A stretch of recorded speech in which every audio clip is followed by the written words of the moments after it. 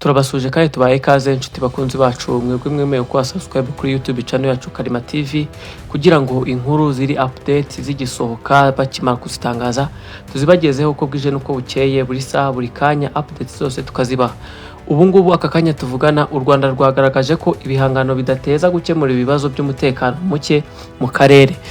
Ni inkuru twasomye twifashishije ikinyamakuru cyandika cy'igihe, ubwo Minisitiri w'Ububanyi n'Amahanga yavuze ko ibihano Amerika yafatiye General Lt James Kabarebe imushinja uruhare mu ntambara mu 2023 ihanganyemo na Repubulika Iharanira Demokarasi ya Kongo RDC ari ibintu biri aho gusa bidafite aho bishingiye, ndetse ko nta n'uruhare na ruto byagira mu guharanira amahoro arambye mu karere.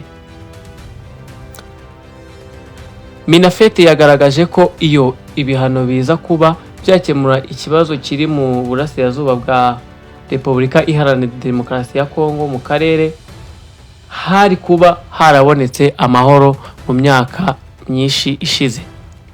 Iyi minisiteri yatangaje ko kuri uyu wa 20 Gashyantare 2025 mu itangazo yasohoye nyuma y'uko Amerika itangaje ko yafatiye James Kabarebe usanzwe ari umunyamabanga wa leta ushinzwe ubutwererane bw'akarere muri Minisiteri y'Ububanyi n'Amahanga ibihano biri mu rwego rw'ubukungu. Amerika yashinje James Kabarebe kuba umuhuza wa guverinoma y'u Rwanda n'umutwe wa M23 yanafatiye ibihano umuvugizi wa M23 Lawrence Kanyuka. Minafete yatangaje ko mu myaka 30 ishize ku mupaka w'u Rwanda wo mu burengerazuba hahoze ingabo zigambiriye ikibi ariko zitigeze zifatirwa ibihano. Igira iti harimo ingabo za Congo FARDC iri kurwana ifatanyije n'ingabo za SAMIDRC, iz'u Burundi, iz'abajenosideri ba FDLR n'iz'abacancuro b'abanyaburayi barimo 300 baherutse guhabwa inzira n'u Rwanda bakajya iwabo muri Romania. Yagaragaje ko kudafata ingamba zikwiriye ku muryango mpuzamahanga no kuruma uhuha iyo bigeze ku bikorwa by'ubugizi bwa nabi n'ibihungabanya umutekano byagizweho uruhare na Repubulika Iharanira Demokarasi ya Kongo, ari byo byatumye imirwano ifata intera mu burasirazuba bw'iki gihugu kiyobowe na Felix Tshisekedi. Inshuro nyinshi Perezida Tshisekedi yahize ko uko bizagenda kose azatera u Rwanda agakuraho ubuyobozi bwarwo. Ni imbwirwaruhame yafatanyijwemo na mugenzi we w'u Burundi bahuje ingengabitekerezo ishingiye ku moko, ndetse mu munsi yashize u Rwanda rwakiriye amakuru ko isaha n'isaha rwashoboraga guterwa n'ubutegetsi bwa Kinshasa.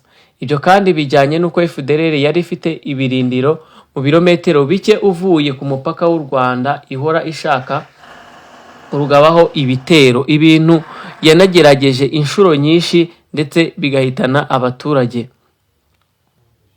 Mu kwirinda ibyo byose no kubungabunga umutekano w'abanyarwanda, Minafete yavuze ko icyo gihugu cyakoze ari ugukaza ingamba z'ubwirinzi ku mupaka wacyo no kwirinda iyo mitwe yamunzwe n'ingengabitekerezo ishingiye ku moko yagira ibyo yangiza ku Rwanda. Iyi minisiteri yakomeje iti bijyanye no kurinda umutekano w'igihugu ndetse n'icyo turangamiye, abanyarwanda bafite uburenganzira bwo kubaho mu mahoro bakabaho nta mpungenge z'ibibazo by'umutekano muke bishobora guturuka muri RDC. Yagaragaje ko ibijyanye no gufata ibihano muri ubu buryo nta ruhare na ruto byagira mu kugarura amahoro n'umutekano birambye ku bihugu byose byo mu karere k'ibiyaga bigari. Yavuze ko ibyemezo nk'ibyo bifatwa ku buryo budakenewe buturutse hanze bwivanga mu byemezo byafashwe n'Abanyafurika, bigatuma n'ingamba zafashwe mu gushaka ibisubizo ku makimbirane zidindira. Y'Ububanyi n'Amahanga y'u Rwanda kandi yasabye ko umuryango mpuzamahanga gushyigikira no kubaha gahunda zo gukemura amakimbirane hisunzwe ibiganiro zafashwe n'Abanyafurika nk'uko ziherutse no kwemezwa n'inama yahuje abakuru b'ibihugu bya EAC na SADC n'iya Afurika Yunze Ubumwe. Iti iyi niyo nzira yizewe igeza ku bisubizo hisunzwe ibiganiro. U Rwanda narwo rushyigikiye byuzuye iyo nzira y'ibiganiro. Ni kenshi Repubulika Iharanira Demokarasi ya Kongo yakunze kwitwaza u Rwanda ikarwegekaho ibibazo byarwo, nyamara yanze gukemura ibibazo ifitanye na M23, umutwe uhora witeguye kumva guverinoma yayo.